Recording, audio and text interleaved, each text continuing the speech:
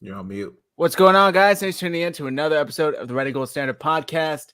My name is Zach Hernandez, and we got a full house for you guys tonight. I got my guy Matt, Brandon, Dion, 49er Media, Christian.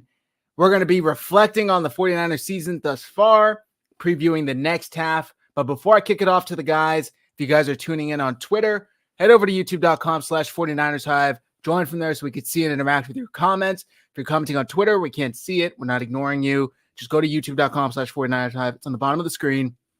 Now that I got all that out, Matt, I'm going to start with you. How you doing tonight? How you feeling? Yeah, it's a rainy evening in San Diego. I'm at the tail end of a head cold that I've been battling for like a week. But I'm good, man. It's bye week, so a little bit of downtime. But I'm excited to jump into the season. It was a little bit weird watching football without the 49ers on. That's for sure. Definitely. Stress-free, though. That's a good thing. Stress-free. By the way, hit like, hit subscribe while you guys are here. You know how to do it. Brandon, you're over there in the corner. How you doing? Doing well, Zach. Can't wait to have 49ers football back this weekend against the Chargers. And to make it all better, it's Sunday Night Football, so can't wait to see it. Hell yeah. Hell yeah. Dion, it's been a while since we've been on a show together. How you doing, my man? I'm good, man. I'm good. Everything is cool. You know, I'm just enjoying the bye week because I am in high anticipation of a lot of people making a comeback. That's right. 49ers finally getting healthy. 49er Media, first time having you on the show. Appreciate you being on. How you doing? I'm doing well. Thanks for having me on. Just busy week of school, but luckily it's a long weekend because of Veterans Day, so at least that's something to look forward to. And of course, Niners football will be back, so that's going to be really exciting. Yes, sir. Christian, how you doing? Good. Probably gonna have the day off tomorrow, so just gonna play some God of War all day. Nice. Looking forward to that. That's what's up. All right, now that we got all the introductions done with, let's get into this season through week 9. The 49ers sit at 8-8. Excuse me, 4-4.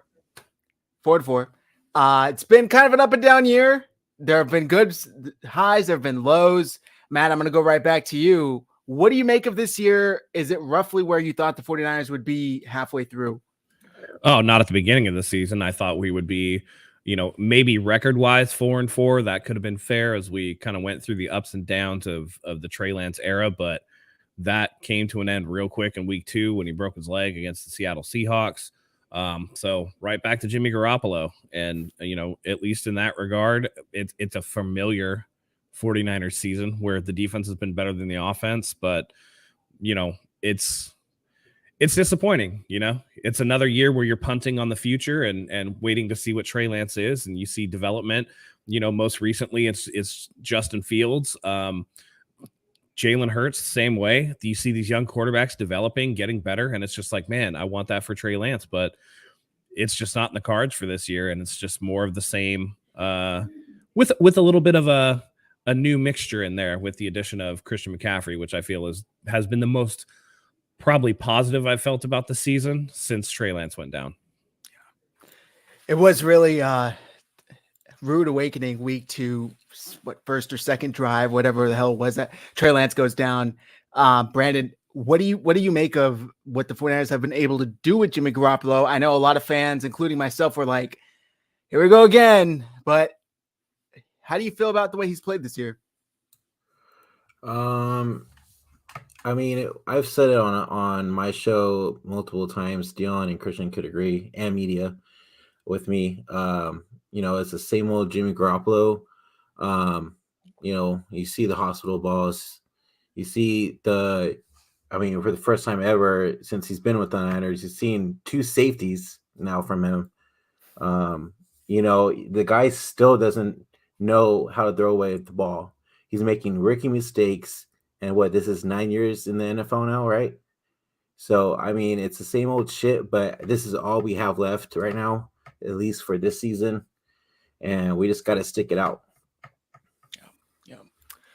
Dion, Matt kind of touched on Justin Fields developing, Jalen Hurts developing, And 49ers Throwback said it in the comments here. I don't get why our fans are hating on Trey, giving up on him, saying we should have drafted Justin Fields instead of Trey Lance. I was high on Justin Fields coming out of Ohio State, but I'm still fine with Trey Lance. Obviously, we saw Justin Fields have a big game Sunday against the Dolphins.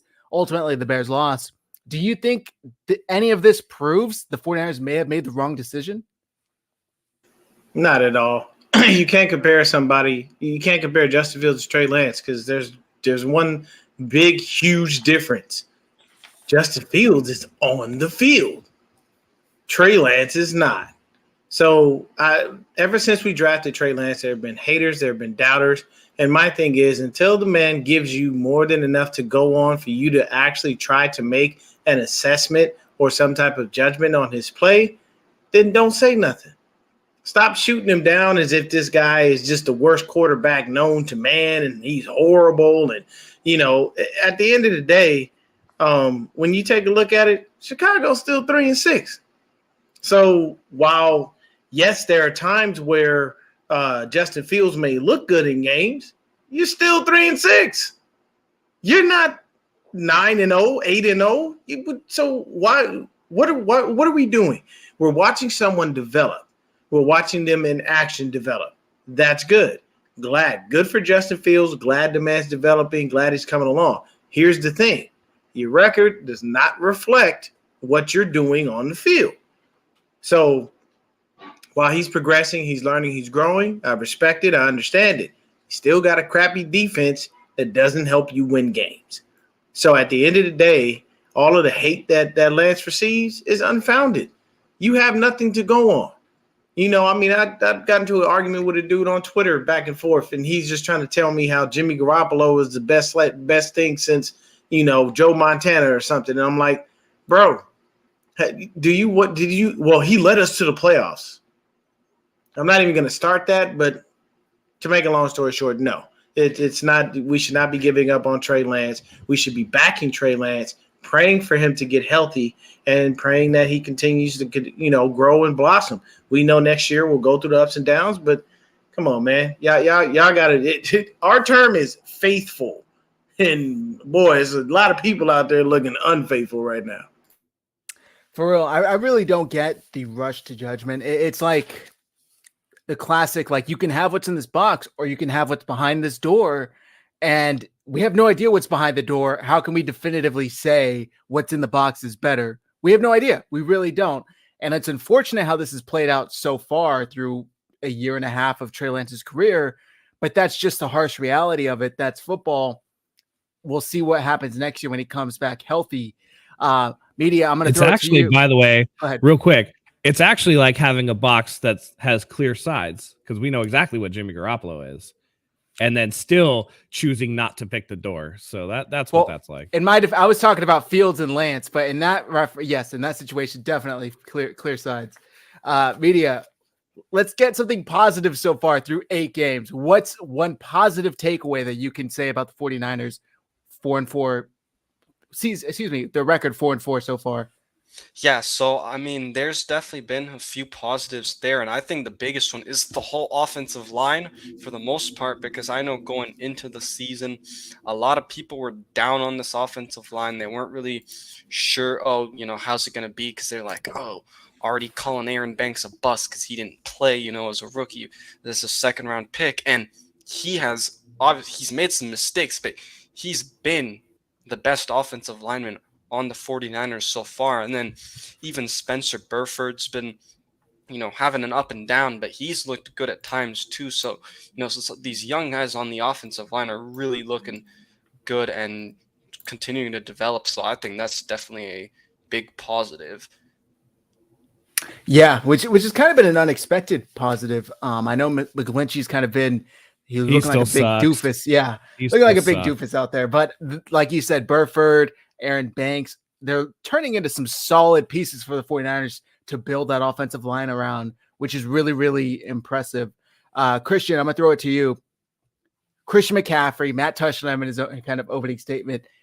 He is actually a 49er. This isn't a dream anymore. He's here. How much does this actually change the 49ers offense and what they're able to do, maybe from a points per game standpoint? I think at least I'm hoping it can give us get our offense going to where we can actually, constantly move the ball and not just like these scripted play stuff. But if the game against the Rams is any indication of this offense with Christian McCaffrey can be extremely good. Like we saw that without Debo out there, and most of the time Debo's the one guy that they tee on lately to try to stop. Now they got to try to worry about Debo and McCaffrey and Mitchell coming back. So I'm kind of excited to see how it all plays out with everybody on the field. The one thing I feel good about is I saw something from Jimmy against the Rams that I feel like I haven't seen him do in, I don't know if ever, and that's actually look for the running back in the check down consistently and make plays happen when he's looking for the check down. That touchdown to McCaffrey was like he was looking for his check down, saw McCaffrey then, but also saw there's a chance McCaffrey could go up the field, made a motion to send him up that way and then threw him the ball. So if Jimmy can just, play like that because McCaffrey's back there and he feels comfortable so he plays better, that's the biggest thing I took from it. And what I'm hoping can be consistent the rest of the season is his ability to actually be comfortable using the running backs as a check down when nobody's there, because how many times have we gotten pissed off when there's guys open, he doesn't, and then the check down's open too, and then he just takes a sack. Yeah. So it did look like a different, I don't want to say more comfortable, but it kind of was like a Jimmy Garoppolo that was okay to just dump it off because we actually have somebody there that can make a man miss and gain 6-7 yards instead of just getting wrapped up immediately. Matt, I'm going to throw it back to you. I'm not sure if you've seen any of the speculation reports because my opinion, that's all they are, that the 49ers are in on Odell Beckham Jr. One, do you believe them? Two, should they go after him? I don't believe it because they only have $6 million in cap, and hell no, they should not go after this guy. First of all, to touch on what we just talked about, you're talking about adding Christian McCaffrey. You're also going to be getting Deebo Samuel back after his hamstring injury. You're also going to get back Elijah Mitchell. Now you're talking about adding an Odell Beckham for what? To spread the ball around where? Because now with Christian McCaffrey, if you have Deebo Samuel healthy and you have Brandon Ayuk on the outside and you have Elijah Mitchell in the backfield, now you can run 2 back sets with McCaffrey back there with Mitchell. And then if you really want to, you can avoid using some of the more lackluster receiver plays. Jawan Jennings looking at you. You can throw Christian McCaffrey, motion him out into the slot, have George Kittle still on the line, and how our defense is going to defend that? You're almost taking Jimmy Garoppolo's decisions out of his own hands because he's going to have so many playmakers around that he's going to have no choice but to get the ball to one of them. I don't see the 49ers, 1, can't afford him, 2, don't need him, and 3, what do you even know you're getting with Odell Beckham Jr.? It's his second ACL surgery on that one knee. He's starting to push age 30, and I don't think he's ever going to be the same. So if you want to blow money on yet another position that you have an abundance of talent at, by all means, I guess, but I just don't see the 49ers doing it at this stage. Okay. Yeah, I hear you. I brought up this tweet. I know this account gets a lot of shit because people are like, they're kind of a BS account. I was trying to find the actual report. I couldn't find it. It is what it is. But they're Zach 95.7 actually posted it. Okay, I'll see if I can find him. But I think it is an interesting discussion because he doesn't have to be your best receiver. He just has to be better than, let's say, your third receiver, which Matt touched on there. He would be better than Jawan Jennings. Does anybody else want to weigh in on if they should or not? I don't want to. If I'm, gonna just play, opposite devil's advocate, because I don't want to, but if I'm gonna say what would be good, even with Gray, because he's a rookie, we don't really have much of a deep ball. The only thing that Beckham could give us is Jimmy could throw the ball up down the field to Beckham, even if he's double covered or one-on-one. The guy can go up and get the ball and take it down at its highest point. So that would be the one thing I could see he could bring to the offense, is maybe we could actually throw some deep balls and complete them when they're contested, because he's going to catch a lot of contested balls. That's the only positive I think that could come out of it. The question is, can he, though? Coming off of a second ACL. Is he still going to be that? And if he can't be that, is he going to accept a diminished role? Will his ego allow him to accept that diminished role? Or will he still view himself, much as a lot of elite athletes do, they don't recognize their own decline? Is he going to still consider himself to be a wide receiver one? And in that regard, will he disrupt the locker room like he has in the past if he's not getting the ball enough? Now you take the ball and put it in his hands. Now you got Debo, who you just paid. You got Ayuk, who wants to get paid. You have George Kittle, who's already been paid. You have Christian McCaffrey, who just came over and is going to be a large part of the offense. At some point, there's only one football on the field, and I think that Odell Beckham is just a needless addition. I'd rather add something on the defensive line because we've been getting gutted during the run up the middle. So I'd rather sign, an Ndamukong Suh or something like that. Exactly. I was about to say Suh. Not add another weapon to, it's like adding 50 caliber bullets to a pop gun. Like Jimmy is not going to be able to utilize all these weapons as is. Jimmy also can't really throw a deep ball as it is anyway, so OBJ would be kind of useless to have on this team. OBJ's route tree is very consistently outbreaking routes. He runs a slant, and then he runs outbreaking routes and fly patterns, and that's essentially it. And other than the slant, Jimmy doesn't really throw any of those routes well. Yeah. All I'll say that we wrap up on OBJ to SF rumors is within 2 weeks, we would have OBJ Sr., or whatever his pop's name is, posting videos on YouTube again of his son running wide open that Jimmy can't hit, just like he did when he was in Cleveland, which was hilarious to see, just roasting Baker Mayfield. Within 2 weeks, we'd have that again. So I'm out on OBJ to San Francisco for now. If something crazy were to happen, and it's only half a year, so maybe $6 million would be more than enough to get his services for half a year. But you know what? Matt makes a good point. There's only so much ball to go around. Christian McCaffrey, Brandon Ayuk, Debo Samuel, George Kittle. Like, there are a lot of weapons already, a lot of mouths to feed. So I just don't think it's necessary. Deon, I'm going to throw it back to you. By the way, real quick, if I were to guess, I'd guess that Odell Beckham probably ends up in like Tampa Bay or something like that, or Green Bay. Buffalo. Josh Allen blew out his elbow.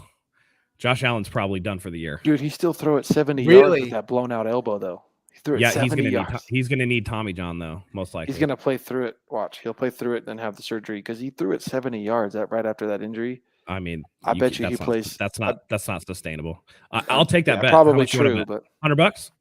Nah, I'm not a betting man, so I'm good. Oh, okay. Deon's cracking up in the corner. I'm going to throw it back to you, Deon. The 49ers, who are they as a team? Because we've seen them go off on shitty teams like Carolina, like the Rams twice, I should say. Seattle, who looks to be a good team, but were they when they played them in week 2? And then they've gotten absolutely obliterated by great teams like the Chiefs and kind of middle of the pack teams like the Falcons. Who are the 49ers as a team halfway through the year? Halfway through the year, the 49ers are trying to find themselves because they weren't anticipating being in a situation with a bunch of guys injured, losing your actual starting quarterback for the year. So, to be honest with you, I think we figure out who the 49ers are after this bye week. With the health of the individuals that they have already coming back, you're opening a window for Elijah Mitchell, opening a window for Azeez Al-Shaair, opening a window for guys like Armstead, and I'm not going to put Kinlaw in there because I honestly don't think he sees the field again this year at all. But Jason Verrett as well included in that conversation. So you allow those guys to, come back, and that's going to help them find their identity. I honestly do believe that we get back to running the ball. I do believe that we look at it. Once we know that Elijah Mitchell is good to go, I think you're going to see a lot of mix between him and CMC. You're going to see, and it's going to go back to what Kyle did in 2019, honestly. Whoever's got the hot hand stays their ass in, And I think the thing is that's been explained to McCaffrey, and he's had to observe it because that's what we did in 2019. Whoever had the hot hand was the person who stayed in the damn game. TC used to have a hot hand some days, and he'd be out there running wild. Some days it was Raheem Mostert, you know what I'm saying? And when Kyle first got here, it was Matt Breida, you know what I mean? So he will roll with whoever has the hot hand, and if he has a situation where both of them are going insane, it just works out well because then he can cook up different shit. We are playing the Chargers, And the Chargers have one of the worst run defenses in the NFL. I think they're 29th, if I'm not mistaken. So I say this team will figure out who they are and show everyone who they are the minute. Okay, so yeah, there it is. As Chargers headed into Sunday's game against the 49ers, giving up 5.71 yards per carry. Worst in the league, on pace to be the worst of any team since 2000. They also just lost defensive lineman Austin Johnson for the year. Johnson is number 2 on the team and number 1 in the run stop win rate among the Chargers defensive line. So that tells you right there. You just lost your best run stopper, and even when he was in, you guys still sucked ass at stopping the run. Yeah. If Elijah Mitchell is healthy, all you're gonna see is us run the ball. Jimmy's gonna throw 10 to 15 times if he has to. And that's only going to be if on situations where they see that the run isn't working. I honestly think we run it down their throats and we get back to being who we are. Because who we are is a run first, pass second team. We use the run to set up the pass. It's always been that way with Kyle. It's never going to change. And hopefully, we get that rolling against the Chargers. And if we do that, man, heading into Mexico City, look out. Because Buda Baker was just crying. I'm tired of losing. Why y'all, man? Get it together. It was a passionate plea and a passionate cry for help. But I'm sorry, Buddha. Ain't no help coming because you got Kyler Murray and Cliff Kingsbury. That ain't going to help much of a damn thing. Buddha should have been asking for them to ban Call of Duty in America. Is there any fall from grace faster than I remember? People were thinking Kyler Murray was like God's gift for a minute there. Like, oh man, he's so good. He's so good. And then all of a sudden he just stopped developing, dead in his tracks. And he just looks like, ugh. He's lazy. Not only that, but he's got that little midget attitude. You know what I mean? It's just like, you need to relax, my guy. He's been yelling at people on the sideline a lot lately. Cliff included. He got to check it. Yeah, Cliff included, telling Cliff to calm the fuck down, yelling at him like. By the way, the Kyler Murray thing, the Kyler Murray thing is why I'm completely out on Bryce Young. That dude's going to be like a true 5'10" at the combine, and that's too short to play in the NFL. I don't mean to be like height elite, but name me a quarterback other than Drew Brees who's been elite level under 6 feet tall. He's also built like Zach Wilson. He's going to get hurt every time he's touched. Well, no. Yeah, Bryce Young's like a $190, dude. I've stood close enough to Kyler Murray. That man is 5'8" at best. I'm 5'6". Believe me, almost everybody is taller than me. I know height. Kyler Murray ain't but 5'8" at a max. You might give him 5'9" on a good day, and that's with shoes. Didn't they do that rookie picture? Didn't they have him stand forward? Is that who I'm remembering correctly? Do you guys remember that? They did the rookie class, right? The first round picks in the bleachers, and he's standing like way at the front of the bleacher, whereas everybody else has their legs against them. It was just funny. They made the angle look a lot taller. Man. Brandon, I'm going to throw it back to you. We have a prediction here from Peter King when he was on Damon Arado. Peter King says, if 49ers stay healthy down the stretch, and there's no reason why they can't be if the 49ers stay healthy down the stretch, there's no reason why they can't be in the Final Four again. And I think they will be in the Final Four again. Do you agree or disagree with Peter King here? I 100% agree. As long as they stay healthy, this team could go pretty far this season and possibly reach the Super Bowl. Especially after adding Christian McCaffrey, you saw when they play against the Rams that the offense looked totally different. Like everything was clicking. So, if that continues on throughout the rest of the regular season and into the playoffs, guys, be ready to see another Super Bowl appearance. Damn. Okay, B-Dubs went bold. He was like, look, man, we ain't playing over here. We about to take it right back. Okay.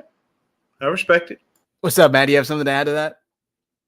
No, I don't think he's far off. This is a historically weak year for the NFC. And, even though the Eagles are undefeated, there's plenty of holes in that team that they haven't played anybody that's super fantastic. I haven't really seen them match up against the best of the best of the best. So They play in a division that's pretty weak.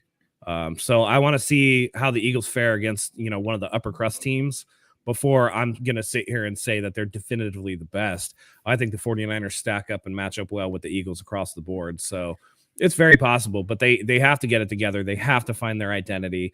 Kyle has to transition from what he thought was going to be the offense going into the season with Trey Lance and fully commit to just doing the same old boring Jimmy Garoppolo shit that he's been doing for the last 5 years.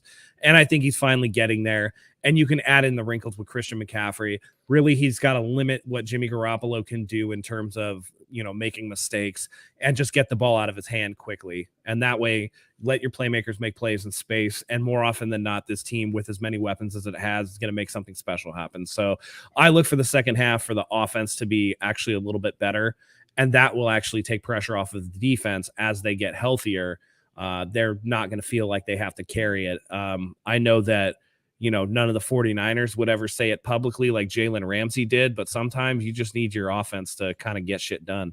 So Jalen Ramsey out of pocket for what he did, but it is what it is, especially after he's been getting cooked, man. Yeah, which was hilarious. Go ahead, Christian. I was going to say, I can see why people think we'd make it to the Final Four again. And the biggest reason to me is because regardless of all the shit we're tired of Kyle doing, when he gets in the playoffs, his team's just hard to beat. And I think the reason that is every time he's been in the playoffs, he has the best run game of all the playoff teams and the best defense. So when you have a good run game and a good defense, that's like the best thing to have in the playoffs normally, because that's what wins you games in those kind of games. Obviously when we beat Green Bay, that was mostly defense and then special teams. So like we always have the best things you need other than, the quarterback sucks. So in playoff games, though, sometimes you can win without your quarterback. So I could see why they would say would be in the Final Four again, because like mostly this season I've been mostly like, oh, we're not even going to make the playoffs. But it's then like if we do make the playoffs, the way I think about the whole thing changes because Kyle tends to do really well when he's in the playoffs. Media, I'm going to throw it back to you. This is kind of a historically weak NFC class, like Matt said. Who, other than the Eagles, do you think are the biggest threat to the 49ers in the conference? I know people say we probably will match up really, really well with them, and I would agree, but I'm going to go with Minnesota because I think we could beat them, but I think if you ask me, another team beside the Eagles, I'm going to go with Minnesota because I don't think the Giants are that great. The Cowboys, they always end up anyways getting out. That defense of the Cowboys, though, is for real. Yeah, but the Niners, they beat them last year. So, when they had a top defense too. So I think, honestly, I'm going to go with the Vikings. But I think that the Niners could still beat them. Vikings have been kind of sneaky good, but if I remember correctly, the only test they had was on Monday night against the Eagles, and they got whooped. Don't get Deon started on Cousins. Oh, yeah, I won't. But I am going to go back to Deon for another contender or pretender team in the NFC, which is Seattle. The 49ers whooped them week 2. What do you make of Seattle, Deon? Is this a real team the 49ers are going to have to deal with? I believe they play them in Seattle to end the year. How does that go? To be honest with you, you know what, man? The way Seattle's looked, there's been ups and downs with them. They're probably on the same kind of trajectory we are as far as how their season's gone so far. But I have to say that Seattle, I would say they're a contender. They show up against better teams, and sometimes they lose against lesser teams. But I would say they're a contender. They give teams fits, and Geno Smith doesn't look as bad as we all anticipated he would. So I'll give them that much credit.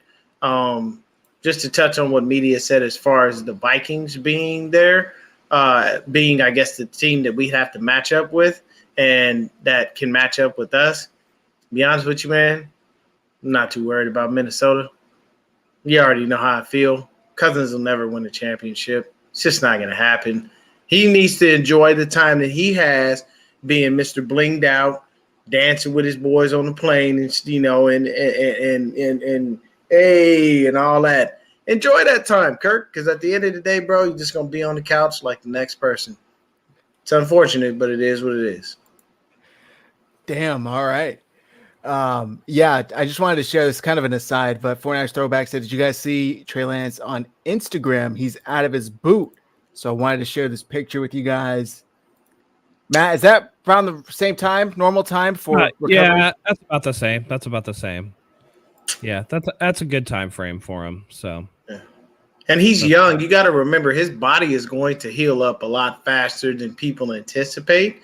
I know when it was crazy. I know when he first got injured, someone asked, do you anticipate Trey Lance coming back at any point during the season? First of all, Tommy, you always with the BS and you spell my name wrong, okay? That's the way you spell the great Deion Sanders name. I don't have an I. It's just Deon. And Tommy knows that. I know he's just messing with me. But him, as far as Trey Lance healing up the way he's gonna heal, you know, Kyle quipped he was really fast about saying he's out for the year. Like, and you know how Kyle is. When you see when he's perturbed at a press conference because somebody asks him a question, he gets all pissy and he gets upset. But at the end of the day, who knows? You know, God forbid anything happen to Jimmy Garoppolo because we need him. You know, we know that we are basically hoping on him game managing, not screwing the game up. But I'm going to tell you like this. If it gets to the playoffs, we get to the NFC Championship game, Trey Lance is healthy, something happens with Jimmy, I'm okay with this. I'm just gonna have to deal with it. I'm okay with that. You're telling me I need to activate Trey Lance in some way, shape, or form? I'd love that, but I don't think you can because you pretty much put him on IR for the rest of the year. But that would be dope. All right. Where to go from here? Let's look forward. Let's look ahead. I know we've kind of been reflecting. We've been doing a little bit of both. Let's focus on ahead. Christian, I'm going to throw it back to you. The immediate ahead. Sunday night against the Chargers. We touched on their run defense. We touched on what the 49ers should be able to do with their run game. What do you expect to see Sunday night? Maybe some familiar faces are back healthy. What are you expecting? Well, I just expect to see a pretty dominant run game.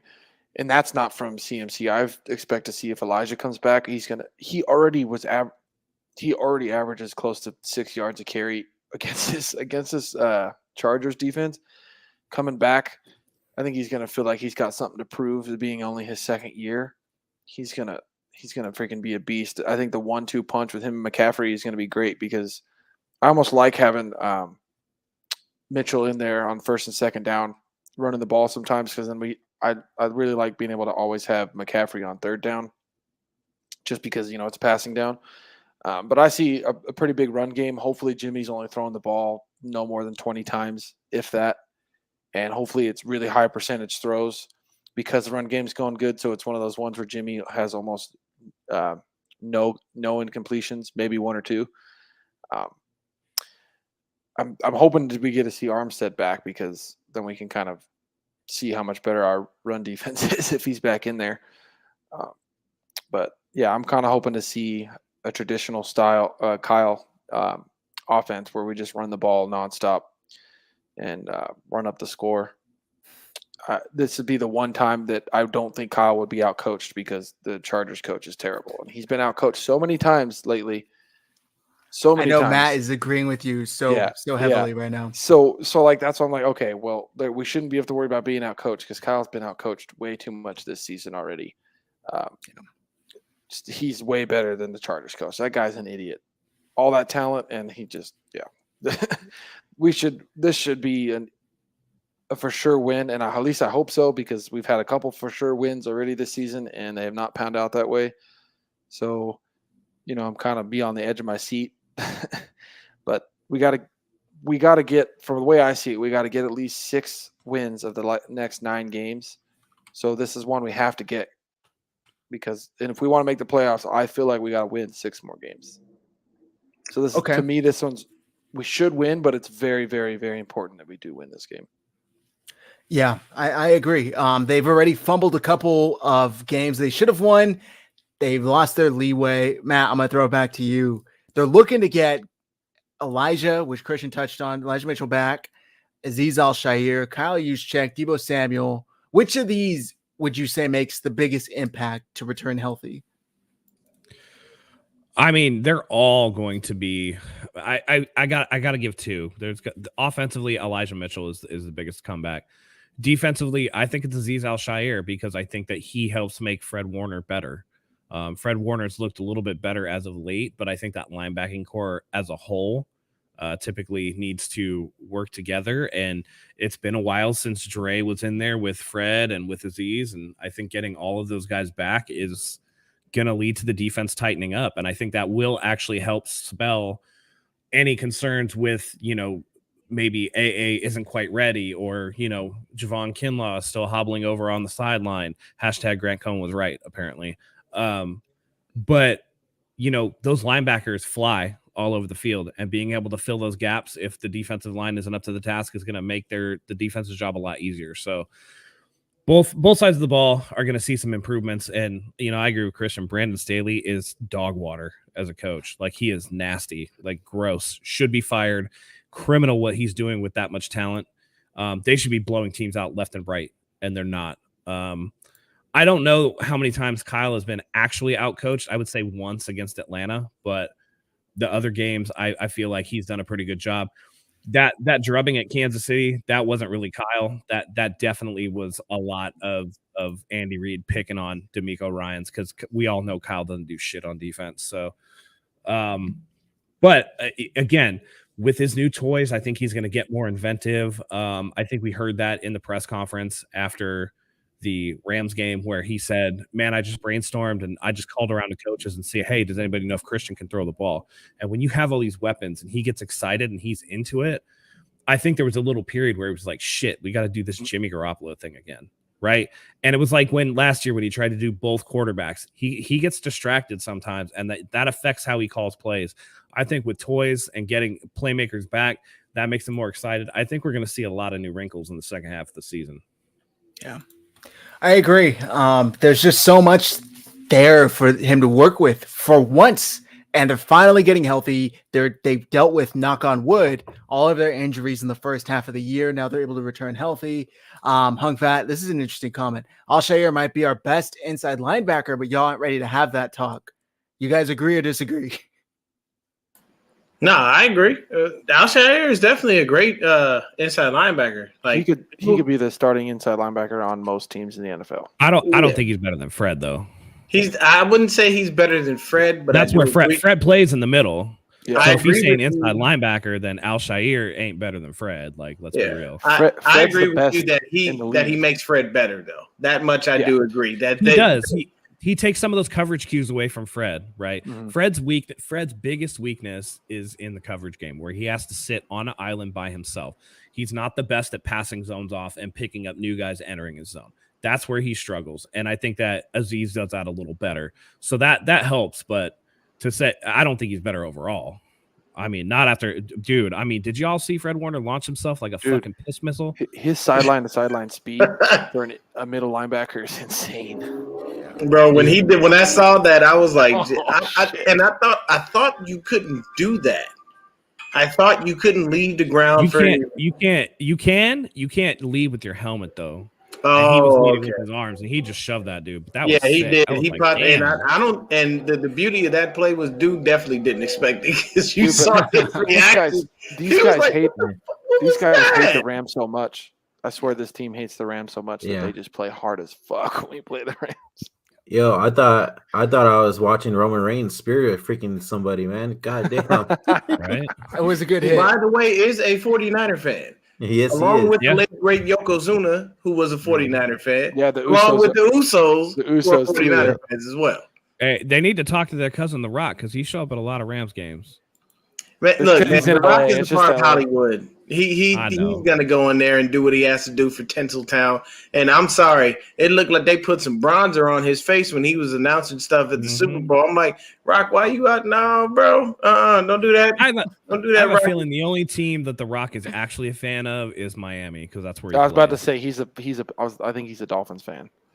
No. Hurricanes. Oh, Hurricanes. Oh, well, He yeah. was a He defensive went to lineman for the the Hurricanes. Yeah. And the sad part He played was, with Warren Sapp. bro, he Yeah.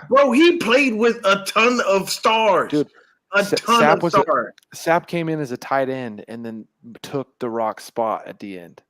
Yeah. Long story short with that one, Warren Sapp said himself, had The Rock not been injured, he would have been in the league.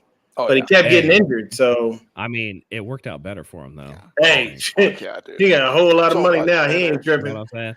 Dude, Anyway, but back to the point, like I just, I think that the 49ers, I just want to say this real quick about the Rams because we can put them in the dust.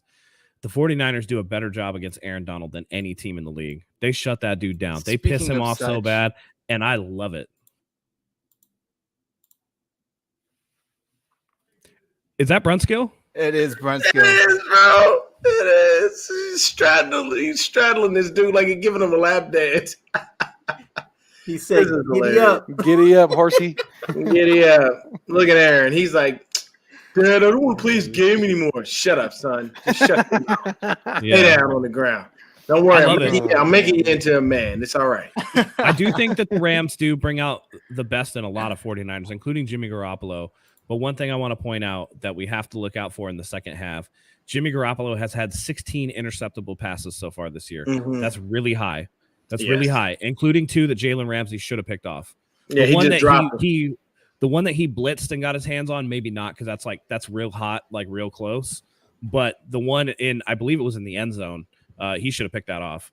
That should have been a pick all day long. And Jimmy Garoppolo really has to be careful on some of these passes. He's gotten away with a few, and those have gone Jimmy Garoppolo's way so far. He's got 11 touchdowns, 4 picks. It could easily be, 7, 8 picks, and we can't have that. Yeah, agreed. I mean, those types of plays just completely change the course of the game. 49er Media, I'm going to throw it back to you. 49ers schedule, they got 9 games left. Christian touched on it. Roughly, they have to win 6 of the 9. Which one are you circling the most? I'll read them out real quick. Obviously, they have the Chargers Sunday night. Why is this completely out of order? Here, I got you, Zach. Thank you. They have the Chargers on Sunday night at home. They have the Mexico City game Monday, November 21st against the Arizona Cardinals. Week 12 is at home against the New Orleans Saints. Week 13 is at home against the Miami Dolphins. Week 14 at home against the Tampa Bay Bucks. Most of us will be at that game. Week 15 is their second to last road game of the season. That'll be Thursday night, December 15th at Seattle. Week 16 at home against the Washington Commies.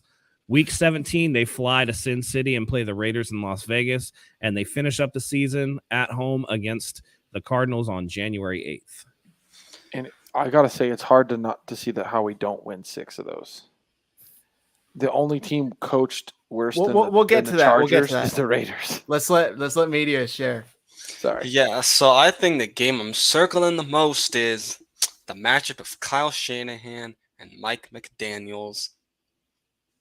The Miami game, because Miami's been playing out of their mind, right? So, the Niners have that. That's going to be a big game if they can somehow, win that game. And yeah, the divisional games are going to be super important too, because right now they're 3-0 in the division. So, if they can really, get a hold of that division, because especially Seattle's, playing well, they're leading the division right now. So, aside from the Miami game as well, the divisional games are going to be super, super important as well. Yeah, I'm a bit surprised, honestly, that they were able to get this far. I mean, obviously, it's only 3 games, but to be undefeated in the division, it's no small feat. I mean, last year, I think they went, 2-4? They only beat the Rams twice, and they lost every other divisional game. So it's really, really impressive what they've been able to do. And hopefully they're able to continue it. Like Matt said, most of us will be at the Tampa Bay game. If you're going to that game, come say hi, come say what's up. We'll put something out there, let people know where we're going to meet up the night before at the game. I just got the next day off today, actually. So I'm going to get ridiculously drunk that day, I'm sure. We're going to have a great time. I'm really excited for it. My guy Joey says, I'm circling both Cardinals games. They mean a lot for the division, especially if that last game is for the playoffs. What do you guys think? I agree with that. And here's the thing. This year, more than the last couple of years, because Arizona typically plays us tough, they're very vulnerable. This team looks out of sorts. They don't look like they're on the same page. Cliff Kingsbury looks like he's finally, out of his depth, and Kyler Murray can no longer carry him. Those are going to be two huge games. I also agree with media. The big game on the schedule really to test the defense is going to be that game against Miami. That's going to be an indication of what our playoff chances are going to be. We struggled with Kansas City and a great quarterback. You're looking at Miami. I mean, Jalen Waddle and Tyreek Hill are a big ask to cover for these corners. They're going to get stretched all over the field, and it's going to be interesting to see. And then you have Raheem Mostert and Jeff Wilson Jr., who are going to want some mode of revenge against their old team. They're going to be amped up. That's going to be a huge test for the defense. So, these are all winnable games. We only have 2 true road games left. The Mexico City game's a neutral field, but the schedule breaks favorably for us. So I think that there's a good chance that the 49ers can win at least 6 of these. I agree. And finish up the year 10-7 yet again. Do you guys think that's enough to either win the division or at the very least get a wild card? By the way, real quick, it's enough to win the division at a minimum. Yeah. Because honestly, when you look at the division and you look at the way things are lined up, to be honest with you, I don't see Seattle continuing what they've been doing. They do look like a contender right now, but I could see them going on a couple game losing streak and knocking themselves off.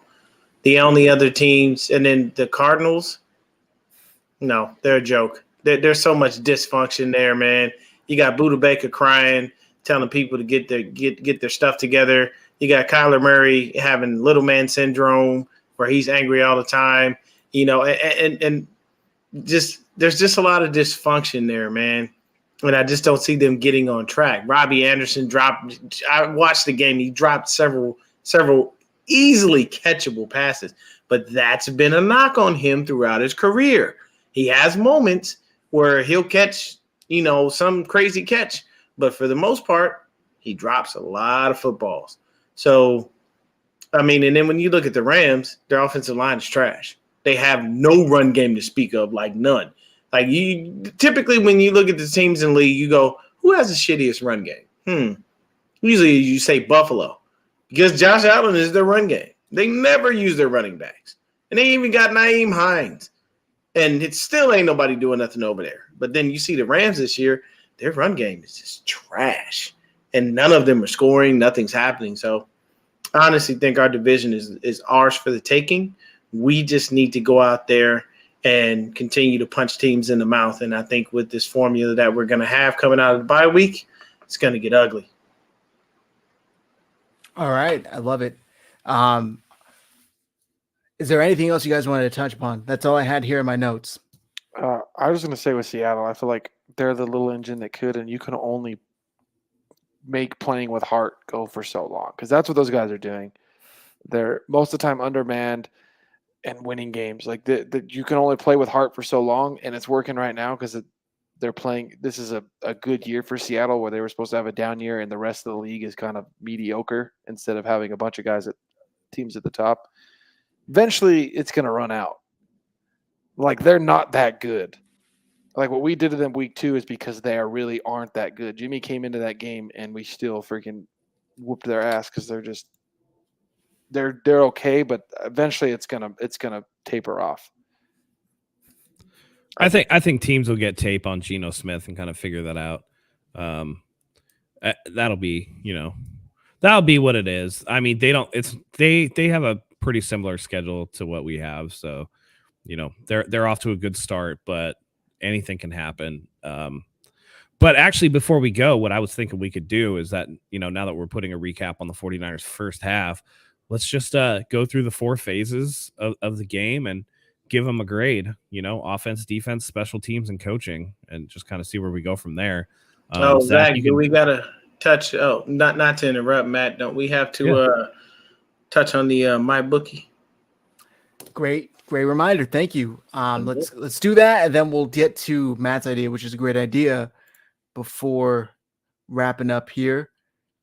Give me 1 second. I'm not prepared. All right. We got to thank today's sponsor, fellas, which is MyBookie. Got the code in there and everything. Let me get this out of the way. That's even more in the way. Now it's out of the way. YouTube's been messing with me every single time I do this. So fingers crossed it doesn't. I guess we'll see. But guys, shout out to MyBookie for sponsoring today's show. You know sports, you pick winners all the time. Why not get paid for it at MyBookie? MyBookie has the biggest online selection of odds and contests for all of your sports betting needs, anytime, anywhere. You can bet on the NFL, NBA, or aim for a low-risk, high-reward jackpot with the all-new MyBookie Money Bag. Super exciting. It's like a slot machine. They give you a bet, and it's always like plus 5,000 odds or something crazy like that. Money Bag is a one-of-a-kind opportunity to spin for crazy odds on props and futures. Place your bet, spin the wheel, and get ready to score epic odds on the best teams, athletes, and events. Sign up free today. Use promo code HIVE, as in HIVE, and claim a double deposit match of any amount all the way up to $1,000. Again, that's promo code HIVE to claim your bonus. And if you deposit between now and the end of the month, you'll also get that deposited match 100% and entered in to our Christian McCaffrey jersey giveaway. All you got to do is send us a picture of your MyBookie account number, proof that you've entered in, and you're all good. This is going through the end of November. We're giving away to somebody a Christian McCaffrey jersey. So good luck, everyone. Bet anything, anytime, anywhere at MyBookie. All right. Let's get You into did these. it. All right, good. You Good. It did not cut out on me. Congratulations. We've been dealing with this, man. YouTube's been screwing us. All right. Let's get into these grades. All right. Start in whatever order you want with the people or whatever. Like if you want to do reverse, so start with Christian and then back to you. Let's start with the offense. Christian. You're muted. I'd say I'd probably go with maybe C+, B-. Just a lot of good things and a lot of terrible at the same time. Too much talent to not getting out of it what we should be. So probably C+. Just because of the fact that this offense is too talented to been as terrible that it's been at times. We should have, like, for example, I know we got freaking creamed by the Chiefs. Our offense, there's no reason, even with Jimmy, we should not have been able to freaking go and get in a shootout with them because their defense is fucking atrocious. And we did not. And our offense is just as talented as theirs, other than we don't have a quarterback that they have. So. Okay. All right. 49er Media. What do you grade the 49ers offense? I'm going to give it a B-, and the reason is because I feel like it's going on an upward ways, so I think it's going to look better because of CMC especially. It has looked, better, so I'm going to say B- because I expect it to also just continue to go up and up. Okay, I agree with that. Deon. I'm going to echo media sentiments. I think the word you were looking for was trajectory. I think that's what he was looking for when he was saying it. But yeah, I give it about a B-. We are on an upper trajectory. We hope that it continues to get better, especially with the healthy additions that we have coming back. And for me, the minute we started putting Jeff Wilson Jr. on the trading block, that told me that the team was like, okay, we've talked to the doctors. Elijah will be ready out of the bye week. So if we need to do what we need to do, we've already traded. We got CMC. Let's get Jeff out of here. Let him do what he does. But yeah, B- for me. Okay. Brandon. I'm gonna go with B- as well. I agree with Deon and media. I think the offense is going up from here on out throughout the season. So yeah, I think that's my take. Just watch out for big plays, especially with CMC and Elijah Mitchell back in there. Matt? You know, I'm going to go a little bit higher. I'm going to say a B, simply for the fact that this team has dealt with so many injuries on the offense. I mean, you lost Elijah Mitchell week 1, you lost Trey Lance week 2, you go through the regular season, you're dealing with injuries. I mean, you know, George Kittle didn't play until week 3. You had a couple guys, you know, miss some games on the line. Trent Williams was out for a couple of games. You're dealing with all this. And at the same time, you got Jimmy Garoppolo with all those dogs waiting for the scraps off the table, leaving that food up there and not feeding anybody. And so for them to be 4-4 with all the adversity that they've dealt with and going into a bye week and starting to get weapons back, and then you add Christian McCaffrey on top of that, this room now in the offensive room has tons of potential to just explode in the second half. In spite of what Jimmy Garoppolo is going to do, I think that Shanahan has enough weapons to kind of, you know, put Jimmy Garoppolo in this padded room that no matter which way he wants to run into the wall, he's just going to bounce off, you know. I think the 49ers are really, really going to showcase an improved offensive game plan going forward. Kyle Shanahan gets an extra week to kind of install a game plan that he knows that Jimmy Garoppolo will have a hard time screwing up. And I think that's just going to lead to good things for the 49ers going forward. Okay. I hear you, Matt, and I'm with you, but I'm also not as happy with how they went. I totally get the injuries and I'm pumped for where it's going, but on the 8 games that we've seen, I got to give them like a C. I mean, it's just so much talent there to have games like the Denver game, the Falcons game. I'd say C. I think they're on the right path. I think they're getting it figured out. So far, it was a little ugly. There were good spots against bad teams, but I want to see them play well against good teams. I'm going to double back, snake it back. So I'm going to go defense, start with me, and I'm going to go B-. Through the first like 4 or 5 games, this was a historically great defense, and then they got hurt, and things completely took a nosedive. Armstead, Kinlaw, they lost Emmanuel Mosley, unfortunately. So if they were still as healthy as they were week 1, it would be like A+ without a doubt. Because they're dealing with these injuries, because they're trying to figure out how to have these younger players step up and not have as much of a drop in talent, I'm going to go, I think I said B-, B+. Let's average out with a B. B. Matt, what do you got for the defense? You know, I'm gonna go with a B+. I think that they've been pretty good. They had one really shitty game against Kansas City, which was an exercise in the experience of an offensive genius taking advantage of the inexperience of DeMeco Ryans.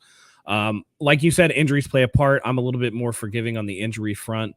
They've had a lot more than most other teams, and they've still managed to play pretty good defense. Remember, the Atlanta game, Atlanta scored 28 points, but there was a defensive touchdown in that game, so that really brings that average back down. I just think that, you know, when they're healthy, they're firing on all cylinders, and I really thought that, you know, against the Rams, coming off of that just terrible drubbing against the Chiefs, that DeMeco Ryans came back with a really, really good game plan and showed that he can adjust from adversity.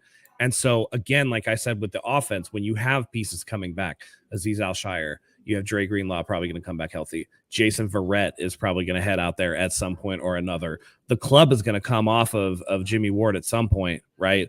So as this team gets healthier, as these rookies actually get more and more playing time, and, you know, this applies to the offense too, because the rookies that haven't been making an impact, that's on brand with the Kyle Shanahan team, where the rookies actually make an impact in the second half of the season. We saw it with Dante Pettis. We saw it with, you know, Juwan Jennings. You know, we saw it with Deebo Samuel. We saw it with Brandon Ayuk. In their rookie seasons, the second half tended to be better than the first. On defense, that's going to be much the same. I expect more out of Samuel Womack. You know, these guys, Drake Jackson, same thing. As they get more acclimated to the NFL game, you start putting them in more comfortable positions as they get used to it and they start making plays. So, you know, B+ for me for the defense. Okay, Brandon. All right, I'm gonna go with a B+ for the defense as well. I think they've played phenomenal through the first, was it 6 weeks? I think, you go back to that Kansas City game. I think if the Niners defense was fully healthy with the Armstead in there, Javon Kinlaw, Emmanuel Mosley, Javarius Ward that didn't have his coming off his injury, how the Niners rushed him back that week. I think you would have saw a better low scoring and possible dub game for the Niners on that one. But I mean, other than that game, I still think they looked phenomenal so far. And I think, like Matt said, with everybody coming back healthy, they're going to go back to what they were the first 5 weeks. So B+. Okay, Dion, what do you got? I had to go at least with like a B+, B-, kind of wavering on both. They've looked great all season to me. Yeah, we had that Kansas City game where we got our ass handed to us. But outside of that game, the defense has done more than enough. It's been, to echo Matt's sentiments, Jimmy leaving food on the table. Like, it literally goes back to that because there's so many times where you see so many people open and you're looking at the film and you're like, bro, how do you not see this? And you'll see him in a clean pocket, look like he's getting confused. But we all know the telltale signs that Jimmy doesn't know what the fuck to do. He pats the ball like he's burping a baby and he starts tap dancing, in the pocket. Once he does that, that automatically tells you he's about to do some dumb shit. So you just got to be prepared for it. But as far as the defense goes, they've done things to help us win games. And I know the Kansas City game, they just, got destroyed. But when you look at other games, perfect example, we had every opportunity to win that Falcons game. We just never converted anything on offense. And no one can tell me different because I did the research. About 8 minutes and 20 seconds left in the third quarter, the defense shut them down. They didn't even get a field goal. But the offense, lollygagging, hanging out, chilling, 8-minute drive in the fourth quarter like you're up by 2 touchdowns. These things, honestly, to me, I'm looking at it like, yo, y'all know Christmas is coming, right? If any of y'all wants a present, you better get out on that field, start scoring some damn points. My job as a defender is not to score. It's to stop the other team from scoring. So your job as an offense is to score. So I done gave y'all I don't know how many drives, and y'all still ain't giving me nothing. I tell you right now, the gifts under your tree will be for family and family only. Don't look for me to spend my hard-earned money on you because you ain't giving me shit in return. And I'm sorry, some people look at it and they go, oh, well, it's a team game. At some point, you are still a human being, and it's going to piss you off. Matt, you go to your job, and so you out there busting your ass. You're doing everything. But you got a coworker that only gives it just a small percentage. That's going to piss you off. So Matt's not going to be okay with that. You're going to look and be like, no, fuck this. What? Why? No. I'm like, no. He need to do his job a lot better. We need to retrain. We need to do something. But I can't be out here, running through, doing everything that I'm doing. And then next thing I know, this dude comes in, half-asses his job and he gets praise. No, I can't give him praise. I need him to understand that he's going to need to give me a little bit more, or at least get to my level. That way I feel better about sharing this praise that we all receive. But B-, B+, they've done more than enough this season. I'm not knocking on them. Okay. Yeah. Speaking of that Falcons game, just brought me back. I believe there was like a 8, 9, 10-minute drive that resulted in no points. Yeah, it was the fourth quarter. Fucking infuriating. It wound up in a turnover on the downs. Yeah. Like that, at that moment, honestly, that's where I wanted Kyle to call a timeout, gather his offense. You don't need the defense. They already been doing their job. Just gather your offense and go, guys, what are we doing? Why are we out here taking forever? We don't have time. We are down 2 scores. The defense is doing their job.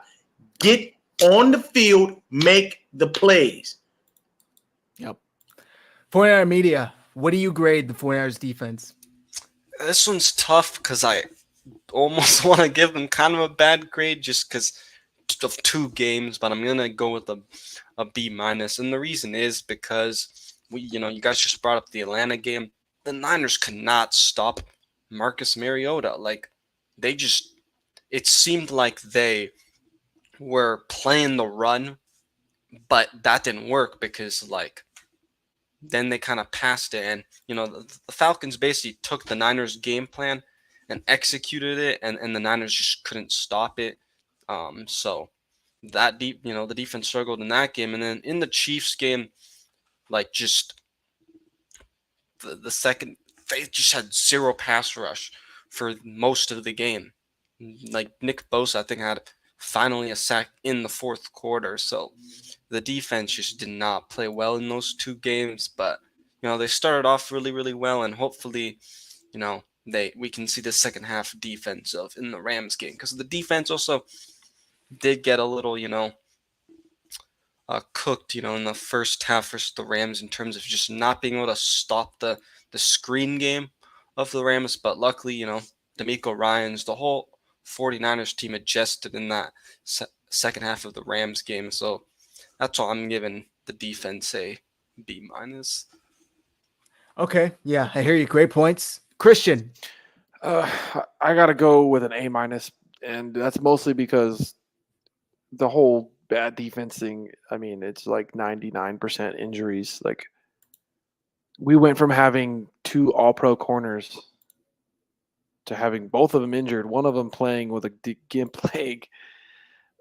Like, this defense was so good when it was healthy. Like, in the back, like this is what we've been waiting for with corners wise, and we finally had it, and then we only got a little bit of a taste of it because Mosley went down. They were playing unbelievable when the offensive or the defensive line was healthy with Armstead, Kinlaw. The freaking pass rush was just constant because you no matter what you did, if you freaking doubled one guy, another guy was getting through. But as soon as the injuries started coming,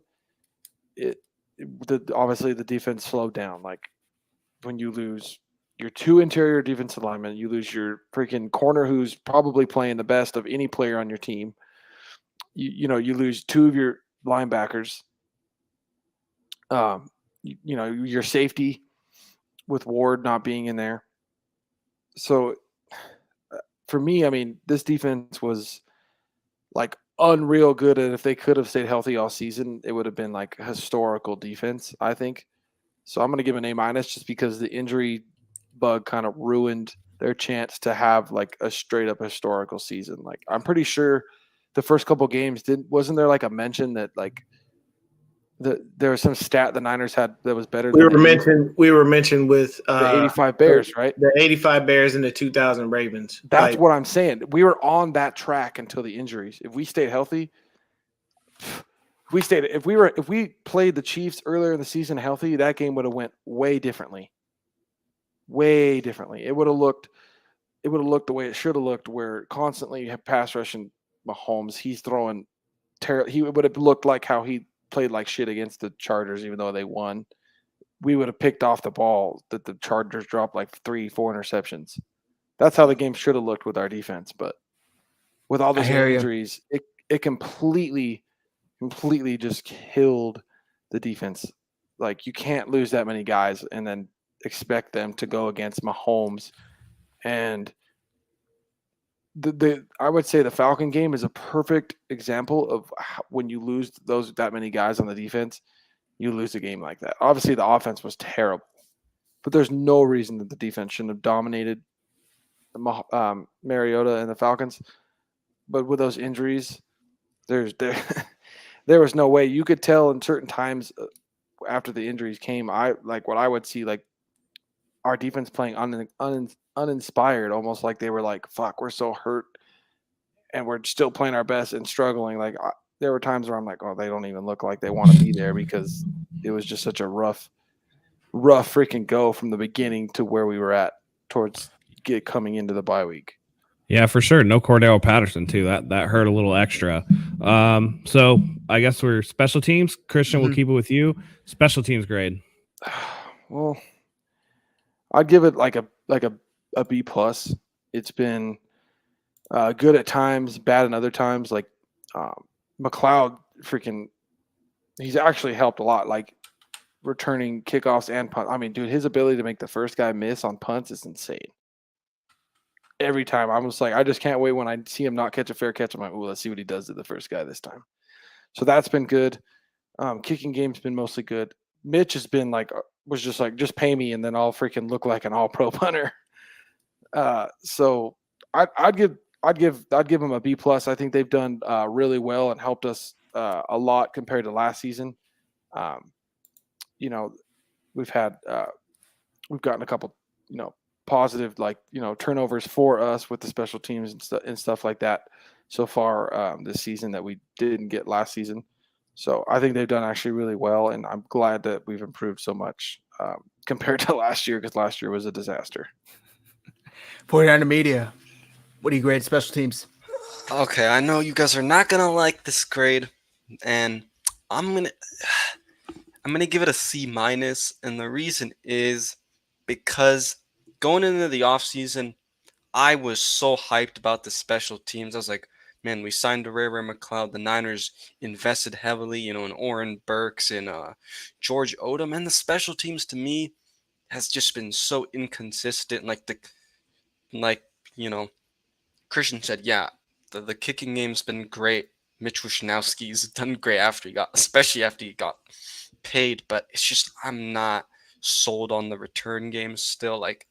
I don't understand also why Ray McLeod always takes the ball out, because I feel like he doesn't have to do that. And I've just been disappointed with special teams, because I think they could have been a top 15 unit, and we haven't seen that. So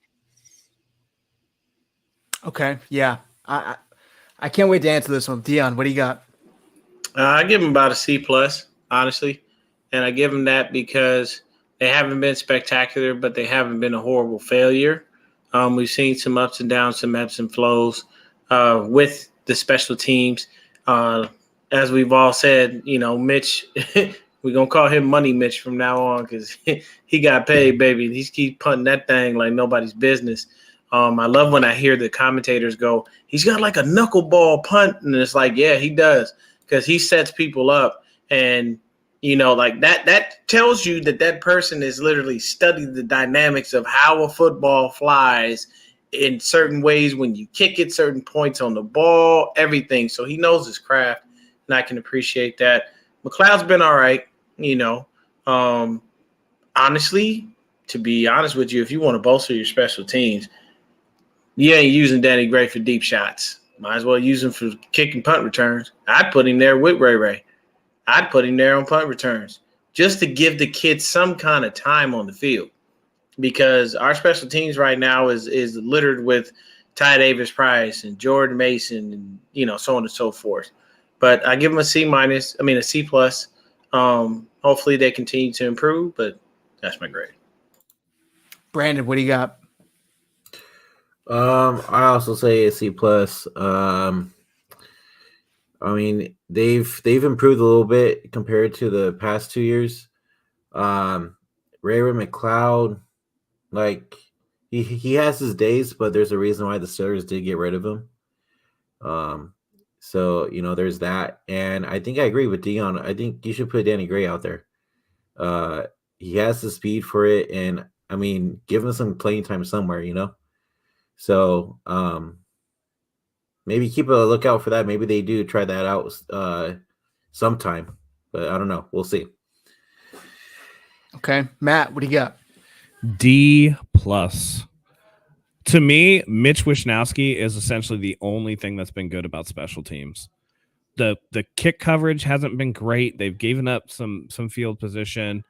Ray McLeod is giving me horrible throwbacks to Richie James, who I contend is the worst kick returner in the history of football. Ray McLeod was brought in for his big playability, and I can count exactly one time where he's actually done good on a return. The other times he's bringing the ball out when he just needs to take a knee because he's getting tackled at the 17 rather than us taking it at the 25. And Robbie Gould still has 1 or 2 or 3 of those kicks where he just shanks it off on an extra point or like a 40-yard makeable field goal, and he just doesn't look like he gives a shit. And so when you add all that up, I for a minute thought Richard Hightower was still in the building, because I don't see any improvement in anyone on special teams except for Mitch Wishnowski. Straight up.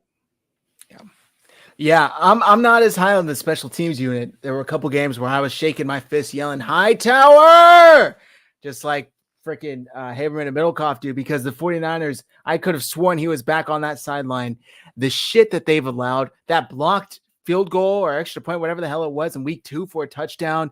Robbie got hurt against, I forget which game it was, because they could not tackle, and they're allowing the kick returner to bring the ball all the way back out to Robbie His Gould. ass should have known better too, because like the one time Robbie Gould doesn't make a business decision, like unless he was looking for a 2-week vacation.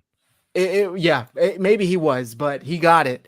The 49ers special teams, I don't know what it is. Yes, Ray's good at making that first man miss, but that dude needs to hold on to the damn ball, because it's so damn nerve-wracking seeing him catch the ball, make a man miss, while at the same time barely having his hands on the ball to begin with. So I want to see them improve on that. I'm going with like a D as well, and I think there is a lot of room to improve. All right, last grade, coaching, which is a very, very interesting one. I don't know how to say this one. I'm going to start with myself. We'll go all the way back and with Christian. Coaching, I'm going to give a B-. I think the 49ers could improve with coaching, but I think there's a lot there that the players simply cannot execute. Looking at you, Jimmy. But at the end of the day, there's that old, argument. How much of it comes down to the coaches making sure the players can execute what they're calling. Without getting into that whole debate, I'm going to wrap it up with a B-. Matt. I'm going to go with B. I'm going to give it a slightly higher grade. And once again, I will go back to that really good Alex Rollins NFL video. You brought up the question. I got your answer. Kyle Shanahan does a lot that most lay people wouldn't really look at and see on a play-to-play basis, that he really tries to help Jimmy Garoppolo out. And it just doesn't seem to work. D'Amico Ryans, he's done a really good job too, but I mean, he got taken to the woodshed by Andy Reid. And so these guys have room to improve. Kyle still will try to get too cute and outcoach himself, and he does lack a little bit of a killer instinct. And I think that those are things that you got to figure out and change as the season goes on. And we're in year 5, 6 of the Kyle Shanahan regime. It's time for him to, I don't want him to be one of those coaches where it doesn't work out here, he goes somewhere else, and then the switch just like it clicks, and then he's, God's gift to coaching. And we've seen it happen before. And so I just worry about that with him. He's got to get it together. I think he does a really good job to work around Jimmy's limitations. I think he's got weapons now. I think it'll improve. So I'm going to give it a B. Okay, I like it. Brandon. I'm going to give it a B. I think it mostly falls on Kyle too, because like Matt said, he does get cute with his offensive play calling, especially when he has a 10-point lead. So there's that. And then also before CMC got here, the offense just looked lost out there a lot of the times. And I feel like that's another reason why we lost those close ones to the Denver Broncos, to Chicago Bears. So without getting more into it, I'll just leave it at giving it a B. All right, cool. Dion, what do you got? Shout out to Tommy and Randy out here, man, with the Coming to America references. Y'all ain't seen Coming to America, man. You missed out on a great movie. That shit was hilarious. For me, I'll give it a C+. C+, borderline B-. And my main reason for that is the offense. It's just the situations where there are times where you want Kyle to do more and assert himself more as a head coach, to be a better leader of men, than to stop watching things from the sideline happen and do nothing. And I agree with Matt. He does not have that killer instinct. I've said this for years, and I'll continue to say it. Kyle, you need to have a sit down with Bill Belichick and figure out what it is and why he just could give two shits about the other team. Because Bill Belichick could be up 50 on you. You know what Bill Belichick says? I need to be up 60 or 70 on you. I don't want to give you any chance to come back in this game whatsoever. The whole point is put your foot on their throat, watch the life flow from their eyes. I want to see somebody gasping for air. I want your body to be squirming. And yes, this sounds very harsh, but in a football game, You must force someone to submit to your will. And that's what we did against the Lamb Chops. You saw them. They kneeled down. They look, man, we ain't finna win this game. Forget it. I'm done. I'm not about to waste my time. But And stories coming out that their coach is going to quit too when all the players are gone. I got a perfect analogy for you, and I think you'll like this, Dion. Listen, Kyle Shanahan is much more LeBron than he is MJ. Right? Both immensely talented, right? All right, Michael Jordan, the type of dude that's going to go to Bill Wennington saying like, "Hey, I want your card money, buddy." Hey, man, that is fuck. I never thought of it like that, but that is the perfect analogy. Perfect analogy for that situation. When you see Kyle in those situations, you want him. You really would love to have that MJ, but MJ is Bill. MJ is definitely Bill. Bill has got that killer instinct. I'm ready to get you. Like Jordan was one of those people. You could be playing the simplest game of goldfish. He doesn't want to lose. He's upset when pissed off when he loses. But as far as the coaching, I'll give him a C+, borderline B-, because the defensive coaching has been very, very good. We've just been riddled by injuries. I love what D'Amico is doing. He's definitely a head coach next year for someone. And to be honest with you, if Vic Fangio is still sniffing around the building, I'm all right with Vic Fangio. I have no objections to Vic Fangio. The only objection I would have is him going back to a 3-4 because we don't have the linebackers to complete that. And we need the depth at the linebacking core to be able to do so. But if you think about this really quickly, so media can do it, and then Christian could give his take. If you put a 3-4 out there, you get you a proper nose tackle, a real hog in the middle that stays healthy, a Casey Hayward type. We all know Casey Hayward is one of the best nose tackles that ever played. Get you a Casey Hayward type. I'm not opposed to having Drake Jackson on one side and Nick Bosa on the other. And then having 4 capable linebackers. I already have 3. I have Dre, I have Aziz, I have Fred. Just get me another capable dude that can be there and cover. Man, you got – bro, come on now. Y'all can't tell me that these 2 dudes coming off the edge that fast is going to wreak havoc. And whoever that hog is in the middle is just going to cause all kinds – it sets up beautifully. But these are ifs. And if it was a fifth, we'd all be drunk. All right, media. What do you got? Coaching. I'm gonna pretty much agree with the Dion here, like C, because the thing is, the biggest issue I've seen throughout us being 4-4 is the lack of execution, and that goes on Kyle Shanahan, because if the players aren't executing, it goes on the head coach to figure out what's going wrong and, try and figure it out. Because like a guy there's multiple times, the biggest one is Jake Brendel, for example, just the holding penalties, man. But it's just really quick, media. I'm trying not to interrupt you, but you said his name and you said penalty. Stay your ass from getting down the field, Jake Brendel. Stay away from it. That's been his biggest penalty has been illegal man down the field. Why are you 50 yards down the field? Your big ass shouldn't even be able to get that damn far. Back to media. Yeah, for 100%. But yeah, and that's why I'm just giving it a low grade, because it's just the execution. And yeah, the Niners looked great, especially in the second half versus the Rams. But it's just, we got to see consistency. And so once we see that, the grade's gonna go up from there. All right, Christian, wrap it up for us. Grades. What do you think? To be fair, I feel like I'm being generous. I mean, I might feel a lot differently than you guys. I'm gonna give it a fucking C- because, yeah, Kyle's freaking scheming up guys open, and Jimmy can't always hit him. But there's no fucking accountability with this team whatsoever. There's no leadership half the time with this team either. That's a head coaching thing. That is 100% a head coaching thing. Kyle is a glorified great play caller disguised as a head coach, in my opinion.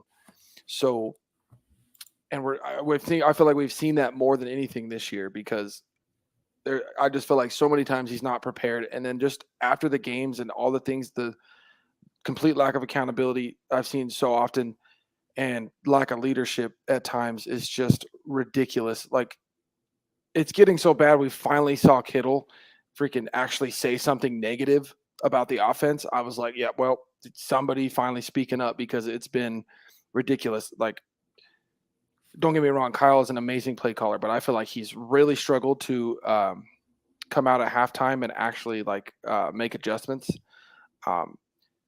D'Amico's been good, except for when it's been bad. I feel like D'Amico's failed to make adjustments that he should be able to make. Like, it's good when it's good, but when it's bad, it's fucking bad with this team. And that's, to me, that's 100% coaching.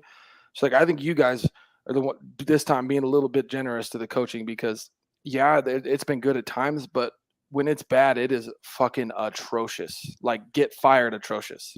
So I'll give it a C- because there's some good things, and I feel like I'm being generous because at times it looks like it should be a freaking D. I'm gonna give them after the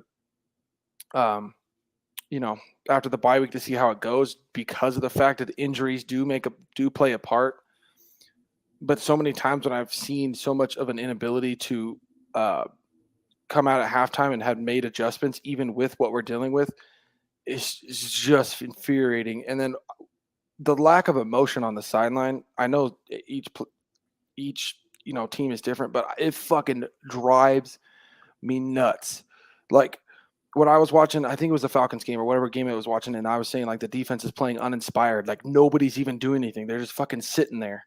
Like, nobody's yelling. Like, D'Amico Ryan played in the NFL as a linebacker. Why the hell are you not yelling at your guys? Like, why does Kyle just sit there and fucking pout by himself? Like, get some fucking emotion on the sideline. Like, you see these other young coaches that everybody's like laughing at when they started. Sirianni, for instance, that guy has so much emotion, and so the guys play hard for him. I do not see this half the time with this team, that even if we're struggling, guys are going to play hard for their coach. I haven't noticed that. I've been looking for it. Like, I always watch Kyle's mannerisms and demeanor on the sideline, and I'm like, dude, he's like a fucking stick. I'm like thinking to myself, when McCaffrey's first game, when he's looking good, I'm like, oh, maybe Kyle's going to actually look animated. He's going to be excited. Not a goddamn thing. And I'm like, well, no wonder this team is the way it is when things start going bad, because the fucking coach sits there like a stick and there's nothing going on. Like, maybe I'm just freaking to negative. be fair, look at Bill Belichick. I mean, he's kind of Bill gets a pass. Bill gets a pass. Would you rather see Sean McVay type running in the end zone like a goddamn child? Not to that extent, but at least something, dude. Like, because Bill gets a pass because Bill will put the knife to your throat and give it 100 small cut slashes. Dude, Bill gets a pass because his defenses he's put to stop some of the greats so many times. Bill, he's the fucking emperor, dude. He's freaking Palpatine. He gets a pass. All right. With that said, nobody else gets a pass. Wrap this show up. I got dinner waiting for me. Matt, you guys know where to find Matt. Brandon and Christian, your handles are on the screen. Let the folks know where to find you. Let them know about your podcast. Yeah. So Christian's just gonna say this is my only platform right here. So go at him at Lefty1680. But for our podcasts, it's at FFPOD49 for our FFO podcast.